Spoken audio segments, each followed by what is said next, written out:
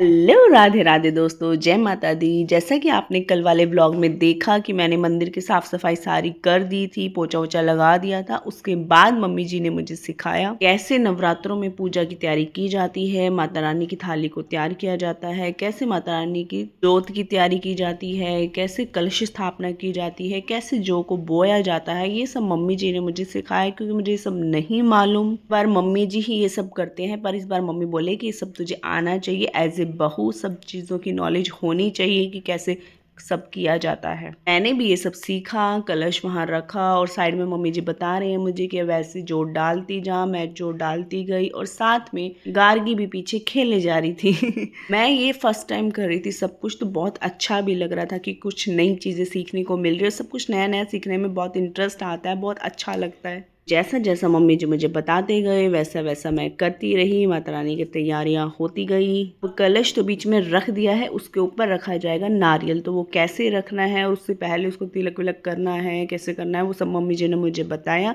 कि ऐसे रख देना। मैंने कहा ओके मम्मी। रखने से पहले नारियल पर मैंने तिलक किया, सतिया बनाया और माता रानी की चुनरी लगाई। चुनरी अच्छे से लगाकर फिर उस पर लगाया नाल का धागा। नाल के धागे को बहुत शुभ माना जाता है, तो उसको बांधा उससे।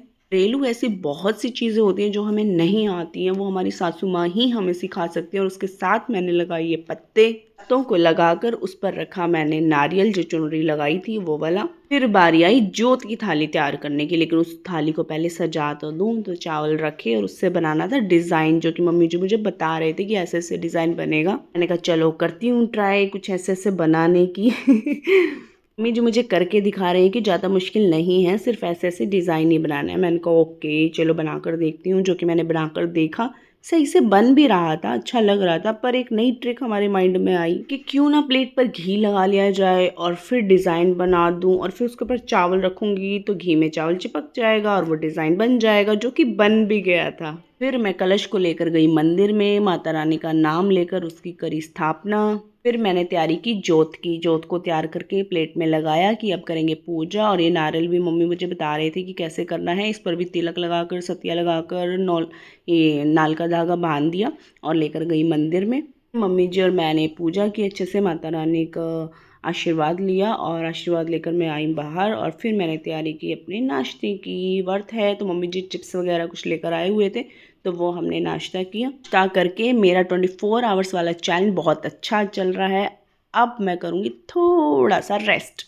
थोड़ी थोड़ी सी थकान मुझे होने लग गई। मैं अपने रूम में आ गई हूँ, अब करूँगी रेस्ट, लेकिन उससे पहले करूँगी एडिटिंग। ये टाइम ही है दिन का जिसमें मैं थोड़ी सी एडिटिंग करती हूँ, उसके बाद थोड़ा रेस्ट करती हूँ। बाद आ जाती है मेरी ट्यूशन, करती हूँ एडिटिंग स्टार्ट। पूरा 1 घंटा मुझे उसमें लगता है एडिटिंग करने में। उसके बाद पढ़ाती ट्यूशन, वो आपको दिख जाएगा। ट्यूशन के बच्चे आ गए हैं और वो सब बच्चे भी मुझे देखकर हैरान थे कि मैम आज आप साड़ी में कैसे हो, कहीं जाना है क्या आपको? मैंने कहा नहीं बेटा, कहीं नहीं जाना, आज है नवरात्रि तो इसलिए मैंने साड़ी पहनी है। तो बच्चे बोले ओके मैम। इनके बाद मैंने शुरू की अपने खाने की तैयारी। बना रही हूँ आलू के खोटे। मेरे पति तो बोलते क्या होता है ये आलू के खोटे क्योंकि मैं उनको आलू के खोटे ही बोलती हूँ और वो बोलते हैं आलू। नमक की खीर, कुट्टू के पकोड़े, तो ये सब मैं बना रही हूँ क्योंकि अब शाम का टाइम हो चुका है और पेट में चूहे कूदने लगे। वैसे इतने नहीं कूद रहे क्योंकि टाइम का पता नहीं चलता, सारा दिन दिन भर काम वाम, ट्यूशन वगैरह में इतना भूख का पता नहीं चलता।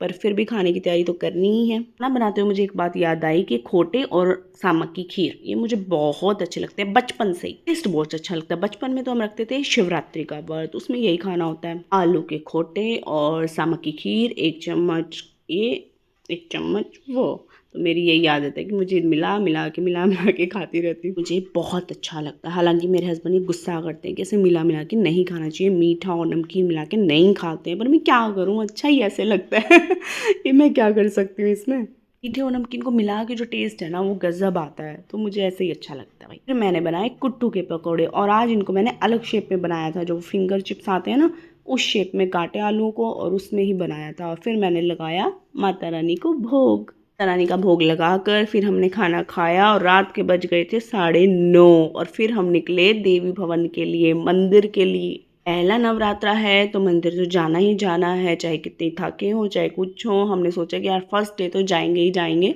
वैसे 9 के 9 दिन जाते हैं, लेकिन आज फर्स्ट डे तो ज़रूर जाएंगे। और ऐसे हम पहुँचे मंदिर। मंदिर में रात 10 बजे भी इतनी रौनक थी ना, लग ही नहीं रहा था कि रात के 10 बजे हुए हैं। सभी दुकानें भी खुली थी, अंदर लोग भी बहुत सारे थे, तो हमने माता रानी के सबके दर्शन किए। गाय मंदिर की फेरी, और मम्मी जी तो बाहर ही बैठ गए थे क्योंकि मम्मी थोड़े थके हुए हैं, क्योंकि एज के हिसाब से थकान हो जाती है, तो वो बाहर बैठे और इन्होंने और मैंने पूरे मंदिर में अंदर जा के सारा दर्शन किए। ये है हिसार का सबसे बड़ा मंदिर। इसमें सभी देवताओं के मंदिर बने हुए, मतलब अलग अलग मंदिर है और सभी देवता हैं यहाँ पर। देव आ रहे हैं पीछे पीछे, क्योंकि ये भी थोड़े थके हुए थे, ऑफिस से आए थे। पर कोई नहीं, माता रानी का दर्शन करने तो जाना है, आशीर्वाद तो लेकर आना है, तो ये हमारे साथ आए थे। इस तरह से मेरा साड़ी चैलेंज भी कंप्लीट हो गया है। राधे राधे।